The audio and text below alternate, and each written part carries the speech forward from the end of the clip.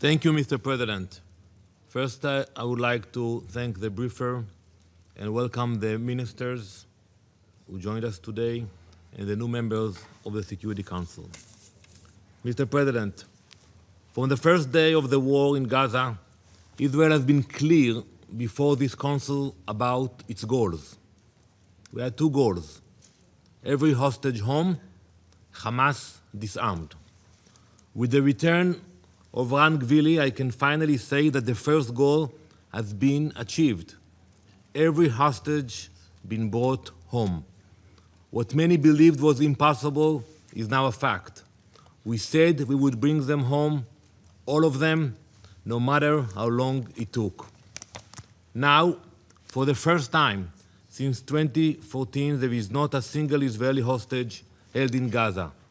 This achievement was secured by the brave soldiers of the Israeli Defense Forces, young men and women who stepped forward with incredible determination, resolve, and courage. They defended our people. They brought our hostages home. They did so under fire, under pressure, and under relentless scrutiny, including from within this very chamber. Israel owes them a profound debt. The world owes them one as well. This effort was also driven and sustained by the leadership of the United States. The peace framework advanced by President Donald Trump and his administration created a path forward. Today, for the first time in 843 days, I sit in this chamber without the yellow hostage pin on my lapel. Everyone in Israel wore it, until yesterday.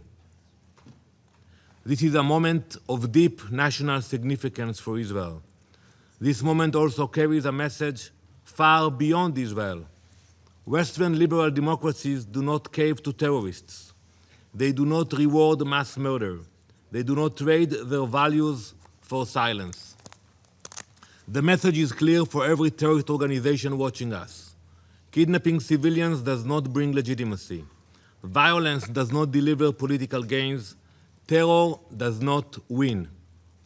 Israel now advances its second goal with the same determination and clarity. Hamas must be disarmed.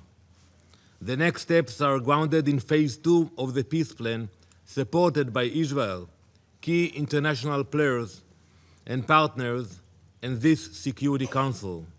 Phase 2 is written. It is structured. It provides for the establishment of a responsible governing framework for Gaza. There are positive signs. However, one obstacle remains: Hamas disarmament. The choice now rests with Hamas. Acceptance of full disarmament enables progress. Refusal places full responsibility on Hamas for the consequences. Clarity is essential about what disarmament actually means. Disarmament does not mean staged handovers for cameras. It does not mean weapons hidden underground while promises are made above ground. There is no real disarmament until Hamas's military infrastructure is dismantled. That includes weapons, command centers, and terror tunnels. No economic rebuilding can take place while Hamas remains armed. No civilian future can exist while a terrorist army controls Gaza. A genocidal terrorist organization should not have any weapons.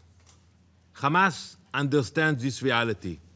That is why it delays, that is why it deceives. But don't just take Israel's word for it. Hamas put this in writing. In the final days of last year, Hamas released this manifesto, very impressive one. This document, a copy of which was sent to all of your missions this morning, removes all doubt about Hamas's real intentions. They wrote it. It wasn't us. In this document, it says very clearly, it rejects disarmament, it rejects giving up political power, it denies the atrocities of October 7th, It justifies and glorifies its mass murder. Hamas even boasts about its strategy and diplomacy.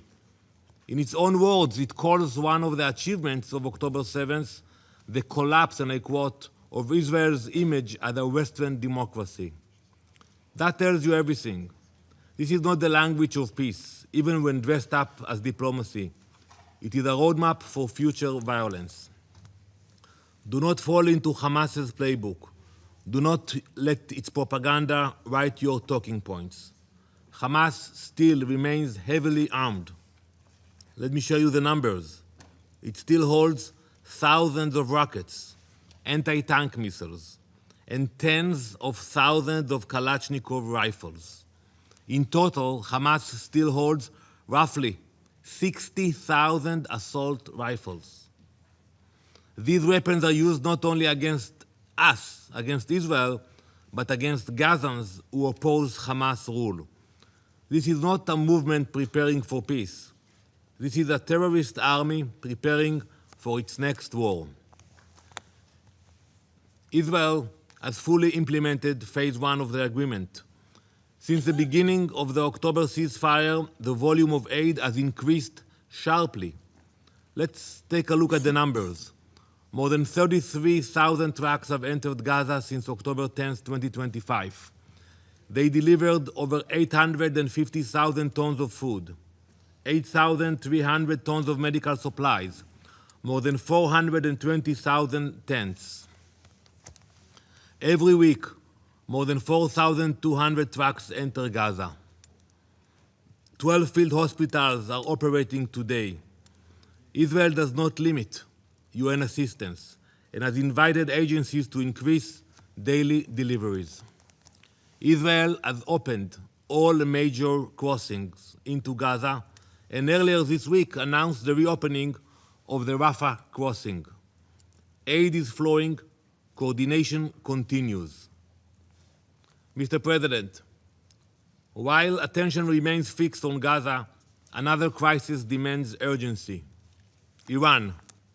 The Ayatollah regime is brutally repressing and murdering its own people. Behind 20 days of internet and telephone shutdowns and blackouts, civilians demanding freedom are executed, arrested, and silenced. Reports now indicate fatalities exceeding 30,000. That number should shock this council. Imagine for 1 minute a Middle East without this regime. Think about it for 1 minute. Billions of dollars would no longer be spent funding terror. Lebanon can regain its sovereignty finally from the claws of Iranian-backed Hezbollah.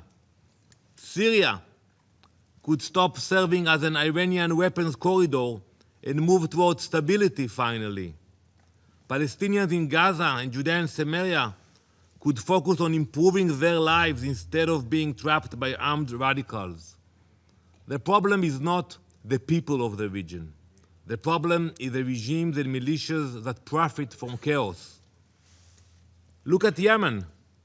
Yemen offers another clear example of how the Iranian regime exports hate. The Houthis are not fighting over borders.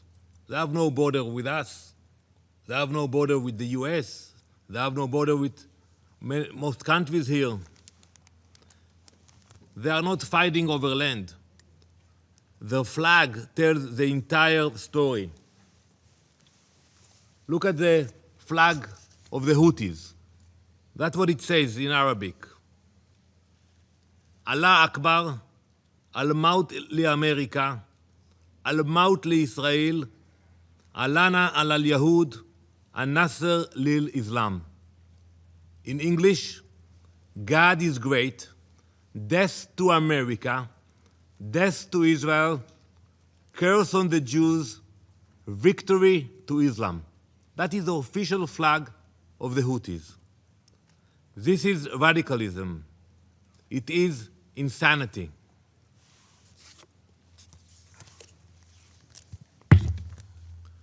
That hatred did not originate in Yemen. It was cultivated, funded, and armed by Tehran. The Iranian regime diverted its own people's money to fund terror instead of providing basic needs. This is how the Iranian regime operates. It builds networks of violence and exports them across the Middle East and beyond. A regime that massacres its own people cannot be trusted to respect others. The world's most extreme regime must never obtain the world's most dangerous weapon. Israel has no hostility toward the people of Iran. Their courage is undeniable. Their struggle for freedom deserves support. Their future must be free of tyranny. Hope, however, is not a strategy. As Hamas is dismantled, the Iranian regime must be confronted with the same seriousness. The same clarity must apply. The same standards must hold. Israel's position is unmistakable. Every hostage was brought home. Hamas must now be dismantled completely. Gaza must be demilitarized and de-radicalized. Thank you, Mr. President. I thank the representative of Israel for the statement. I now give the floor to the members of the Council. I now give the floor to Her Excellency, Ms. Sarah Beslow Nyanti, Minister of Foreign Affairs of Liberia. Thank you, Mr. President. And I thank the Somali presidency for convening this high-level debate and the briefers for their insightful interventions. Mr. President, Excellencies, the Middle East is not a distant theater of conflict. It is a central test of whether this Council can still shape outcomes rather than merely cataloging suffering. In the Middle East, we do not confront one crisis. We face a chain reaction of wars, reprisals, and unresolved grievances, each feeding the next. Liberia's own experience reminds us that silencing guns matters, but peace does not come from silence of the guns alone. It comes from choices made early, deliberately, and sustained over time. Mr. President, for millions in the Middle East, war is not an interruption of life. It is life itself. There are people who are born under bombardment, who learn adulthood under occupation or siege, and who will grow old without ever knowing what it means to live without fear.